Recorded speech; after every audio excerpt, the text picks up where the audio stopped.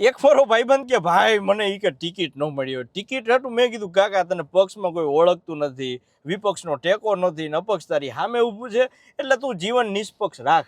પણ છતાંય અમુકને તકલીફ પડી જાય, કારણ કે આજે સૌ કોઈને બનવું છે ઉમેદવાર, તમે જુઓ. પણ એ જ પાછા છે બધા બે જવાબદાર, કોઈને કંઈ ખબર નથી પડતી.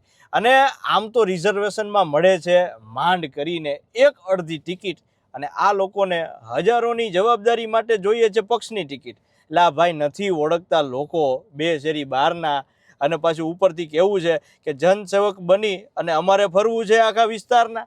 નો ભેગું થાય કાકા. એટલે અમુક થયા નારાજ અને અમુક થયા રાજી. એટલા માટે કહીશ આ થોડી કઈ છે બકાલાની હરાજી, તો તાત્કાલિક તમને મળી જાય. એટલે ભાઈ કરતા હોય કરો, નકર બંધ થઈ જાય તમારો ધંધો અને જીવનના આખા ચરિત્રમાં લાગી જાય ટિકિટ નામનો રંધો. પછી કોઈ આપણને ઓળખશે ને બધા છોયલા જ રાખશે અલગ અલગ રીતે, જેવી અણિયું કાઢવાની હોય એવી કાઢી નાખે. એટલે કોઈ આપણા જીવનમાં બીજી ટિકિટો ફાડી જાય એ પહેલાં આપણે ટિકિટ વાહે દોડી નહીં અને શાંતિથી રહી જાય, તોય આપણને મત ઘણાય મળશે અને હારા મળશે.